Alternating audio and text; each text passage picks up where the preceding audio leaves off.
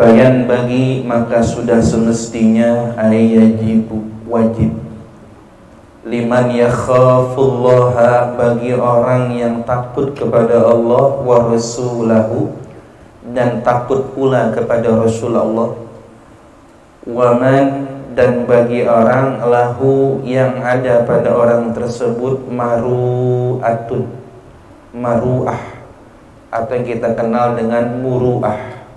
Maru'ah, lafaz maru'ah ini bifathil mimi dengan difathahkan mimnya, maru'atun, wa dhammiha atau bisa pula didommahkan mimnya, muru'atun, bil hamzati dengan hamzah, wa tarkihi atau dengan tidak menggunakan hamzah, ma'a ibdaliha wawan disertai dengan mengganti hamzah dengan huruf waw.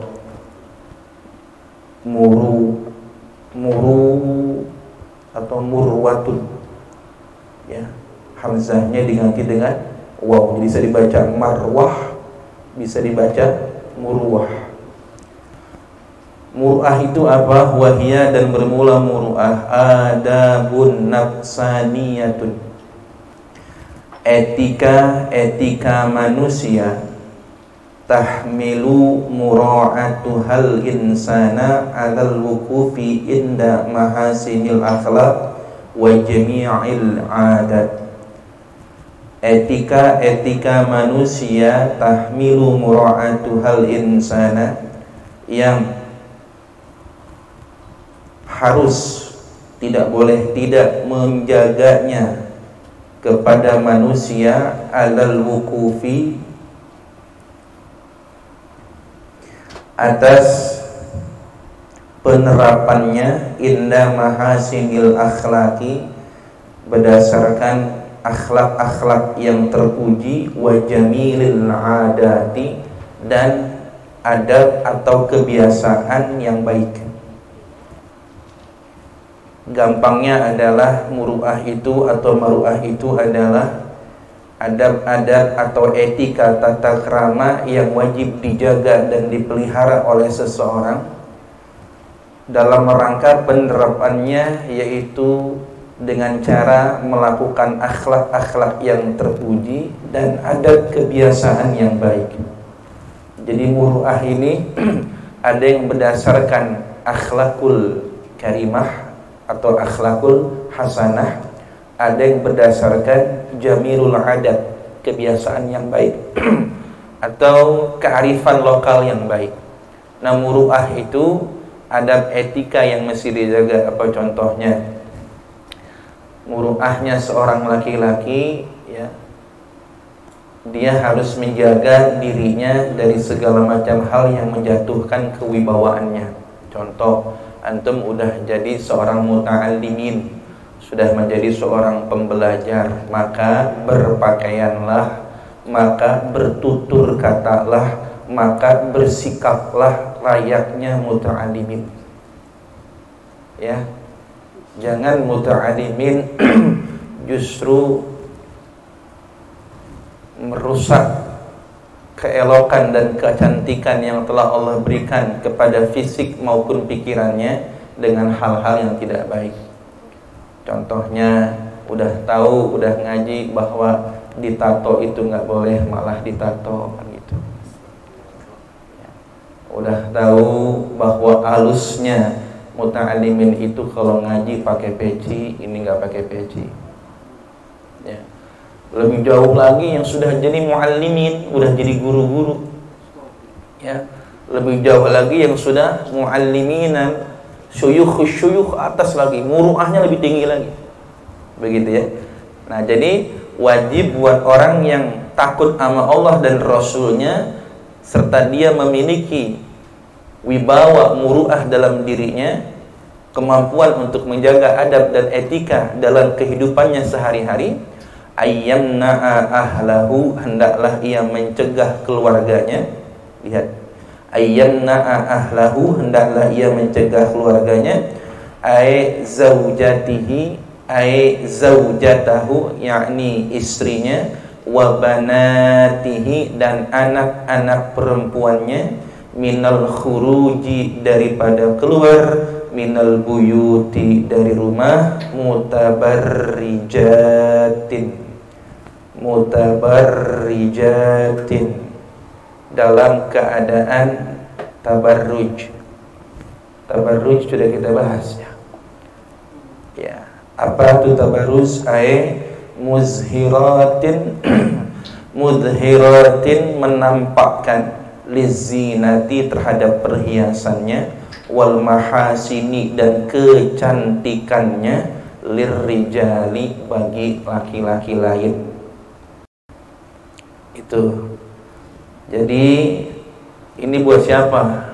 Buat seorang suami, buat seorang wali rumah tangga yang merasa dirinya takut kepada Allah dan Rasulnya dan memiliki muru'ah pada dirinya, maka hendaklah ia mencegah keluarganya. Siapa keluarganya di sini? Istri dan anak-anak perempuannya, supaya ketika keluar dari rumah agar tidak melakukan perbuatan tabarruj, yaitu menampakkan perhiasannya, cincin gelang, cincin gelang, anting, rantai kaki, jam tangan, semuanya, apalagi sambil menampakkan kecantikannya. Ya, ini kalau ada laki-laki yang nggak ada rasa cemburu ketika istrinya, anak perempuannya, termasuk kita nih punya adik perempuan atau empok perempuan, masuk juga itu. Ya, nggak ada rasa cemburu, nggak ada rasa risau dalam hati kita, mereka keluar dalam kondisi tabarruj, kita cuek-cuek aja. Nah, ini bahaya. Berarti keimanan kita kepada Allah dan Rasulnya dipertanyakan. Berarti rasa muru'ah pada diri kita pun diragukan. Begitu kira-kira. Ya. Nah, ini berlaku buat yang sudah beristri dan punya anak perempuan. Wa kana Rasulullah sallallahu alaihi wasallam, dan sungguh telah nyata Rasulullah sallallahu alaihi wasallam, qad adina lahunna, sungguh Rasul telah mengizinkan bagi para wanita, fil a'yadi, di dalam hari raya, khasatan, secara khusus, ayyakhrujna, hendaknya mereka keluar atau boleh keluar mereka. Memang Rasulullah memerintahkan kepada para wanita ketika Idul Fitri dan Idul Adha, ya, baik yang tua maupun yang muda, untuk keluar dari rumahnya masing-masing, hadir, ya, meramaikan tempat ibadah sholat Id. Bahkan yang lagi haid pun dianjurkan untuk tetap hadir walaupun tidak sholat. Nah, ini Rasulullah mengizinkan dalam kondisi tersebut, khusus untuk hari raya Idul Fitri dan Idul Adha. Wal khuruju mubahun lil mar'ati, dan keluar menuju sholat Id itu mubahun, hukumnya mubah, boleh, lil mar'atil afifah, lil mar'atil afifati, bagi wanita yang pandai menjaga kesucian dirinya, pandai menjaga kehormatan dirinya. Ini buat yang masih gadis. Kalau masih gadis, mubahnya, bolehnya keluar itu perempuan ke sholat Id kalau dirinya pandai menjaga kehormatan dirinya. Artinya apa? Bisa menutupi auratnya dengan baik. Tapi kalau keluar sholat Id malah bikin para laki-laki, ya, keblenger, ya, bahkan membuat seorang laki-laki menunggu-nunggu kehadirannya. La ilaha illallah. Ya. Nah, ini hati-hati, jangan sampai keluarnya perempuan bisa bawa fitnah. Ya. Tentu kalau menutup aurat mah enggak ya. Nah, buat yang udah punya suami, biridho zaujiha, dengan ridho suaminya. Nah, berangkat id pun harus dapat ridho suami, padahal mau ibadah ya.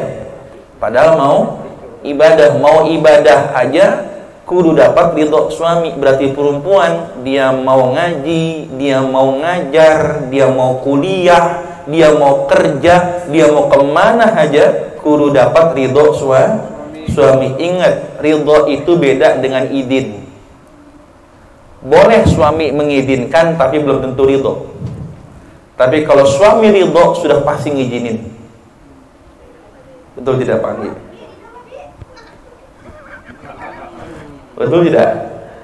Mengizinkan belum tentu meridhoi. Tapi kalau meridhoi sudah pasti mengizinkan. Jadi yang diminta bukan izinnya tapi ridhonya.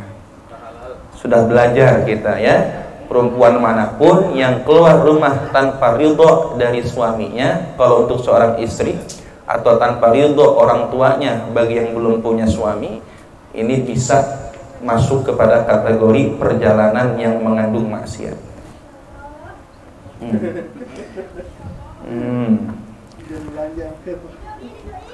Ini ngapa itu?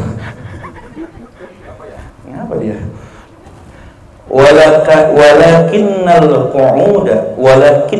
qu'uda, akan tetapi walaupun memang Nabi mengizinkan para wanita keluar rumah untuk menghadiri sholat id, sekiranya malah menimbulkan fitnah, maka walakinnal qu'uda, akan tetapi diam di rumah saja, stay at home, di rumah saja, aslama, itu lebih selamat.